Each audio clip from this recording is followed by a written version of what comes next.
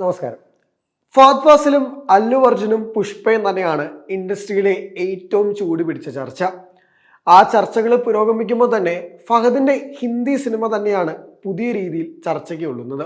ഇന്ന് ഇന്ത്യയിലെ തന്നെ ഏറ്റവും കൂടുതൽ തിരക്കേറിയ നടന്മാരിൽ ഒരാൾ, അല്ലെങ്കിൽ എല്ലാ ഇൻഡസ്ട്രികളും ഫഹദിനെ എങ്ങനെ സിനിമയിലേക്ക് ഓൺബോർഡ് ചെയ്യിക്കണം എന്നുള്ള ചർച്ചകൾ നടക്കുന്ന സമയം, മലയാള സിനിമയ്ക്കൊപ്പം തന്നെ തമിഴിലും തെലുങ്കിലും കന്നഡയിലും ഒക്കെ പാരലായിട്ട് പ്രൊജക്ട് കൊണ്ടുപോകുന്ന സമയത്താണ് അദ്ദേഹത്തിന്റെ ഹിന്ദി ഡെബ്യൂവും ഏറ്റവും കൂടുതൽ ശ്രദ്ധ നേടുന്നത്. ഹിന്ദി സിനിമയിലെ ഏറ്റവും മികച്ച ഫിലിം മേക്കേഴ്സിലൊരാളായ ഇംതിയാസ് അലിയുടെ സിനിമയിൽ ഫഹദ് ഫാസിൽ ഡെബ്യൂ ചെയ്യുന്നുള്ള റിപ്പോർട്ടുകൾ ബോളിവുഡിൽ അടക്കം സജീവമാണ്. ചെയ്യുന്ന ഭാഷകളിലൊക്കെ പുതുതായി ചെല്ലുമ്പോൾ അമുഖമില്ലാത്ത തന്നെ വലിയ രീതിയിൽ പ്രകടനം കൊണ്ട് കൈയടിപ്പിക്കുന്ന ഒരു ഫഹദ് ഫാസിൽ ഒരുപാട് വർഷങ്ങളുടെ കാഴ്ചയാണ്. അതിന്റെ തുടക്കം വേലക്കാരനിൽ നിന്നാണ്. 2017 പുറത്തിറങ്ങിയ ചിത്രമാണ് ഫഹദിന്റെ ആദ്യത്തെ തമിഴ് ചിത്രം.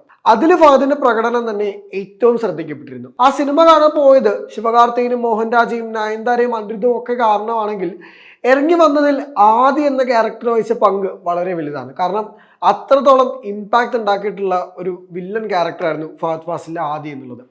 ശിവകാർത്തികന് മേലെ സ്കോർ ചെയ്യുന്ന പല സീക്വൻസുകളും ആ സിനിമയിൽ ഫഹദ് ഫാസിൽ ഉണ്ടായിരുന്നു.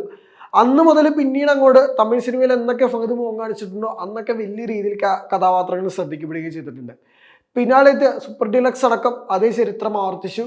പിന്നീട് 2022-23 ആ കാലഘട്ടത്തിൽ വന്നപ്പോൾ മാമന്നനാണെങ്കിലും പിന്നീട് വന്ന വിക്രമാണെങ്കിലും തുടർന്ന് വന്നിട്ടുള്ള വേട്ടയനടക്കമുള്ള ചിത്രങ്ങളിലെ ഫഹദിന്റെ പ്രകടനം ഏറെക്കുറെ ചർച്ച ചെയ്യപ്പെട്ടതാണ്. തെലുങ്കില് ഫഹദിന്റെ ഡെബ്യൂ പുഷ്പയായിരുന്നു. പുഷ്പയുടെ ആദ്യ ഭാഗത്ത് ബൽവന്ത് സിംഗ് ഷിഖാവത്തായിട്ട് ഫഹദ് എത്തിയപ്പോൾ വലിയ രീതിയിലുള്ള സ്വീകാര്യത കഥാപാത്രത്തിനുണ്ടായിരുന്നു. പല രീതിയിലുള്ള മാനറിസം കൊണ്ട് ഫഹദിന്റെ പല ഡയലോഗുകളും പിന്നീട് അങ്ങോട്ട് ശ്രദ്ധ ആകർഷിക്കുകയും ചെയ്തു. കന്നഡയിലാണെങ്കിൽ ധൂമത്തോടു കൂടിയാണ് അദ്ദേഹം ഡബ് ചെയ്തത്. ചിത്രം വലിയ രീതിയിൽ ശ്രദ്ധിക്കപ്പെട്ടില്ലെങ്കിൽ ഫഹദിന്റെ പ്രകടനം ഭയങ്കര അധികം അപ്രീഷിയേറ്റ് ചെയ്യപ്പെട്ടു.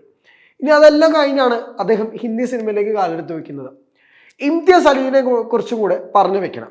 ബോളിവുഡിൽ റിപ്പീറ്റ് വാല്യൂ എന്നതിൻ്റെ പര്യായ വാക്കെന്ന് വേണമെങ്കിൽ നമുക്ക് ഇംതിയാസ് അലിനെ നമുക്ക് വിളിക്കും. കാരണം ഒരു റഫ് പാച്ച് അല്ലെങ്കിൽ കുറച്ചധികം സിനിമകൾ വർക്ക് ആവതിരുന്ന് അമർ സിംഗ് ചങ്കീലയുടെ വിസ്മയിപ്പിച്ചുകൊണ്ടാണ് ബോളിവുഡിൽ അദ്ദേഹം തിരിച്ചുവരവ് നടത്തിയിരിക്കുന്നത്.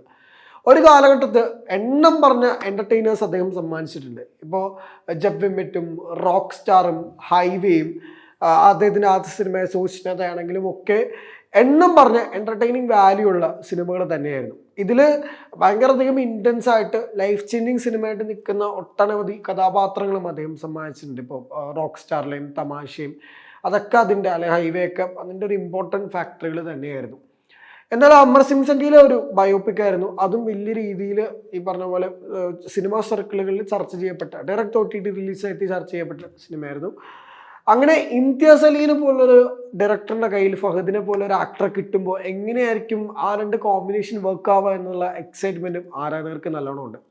സിനിമയിൽ തൃപ്തിയുടെയാണ് പെയറായിട്ട് എത്തുക എന്ന റിപ്പോർട്ടുകൾ സജീവമാണ്. നമുക്കറിയാം ബോളിവുഡിലെ ഏറ്റവും കൂടുതൽ ആളുകൾ അല്ലെങ്കിൽ ഏറ്റവും കൂടുതൽ ട്രെൻഡിങ് ആയിട്ടുള്ള ഒരു വിഷയം തന്നെയാണ് തൃപ്തി ഡിമറിയുടെ സിനിമകൾ. കാരണം ആനിമലിലാണെങ്കിലും തുടർന്ന് വന്നിട്ടുള്ള സിനിമകളിലൊക്കെ ആണെങ്കിലും കാഴ്ചിട്ടുള്ള പ്രകടനങ്ങളൊക്കെ വലിയ രീതിയിൽ ശ്രദ്ധിക്കപ്പെട്ടിരുന്നു.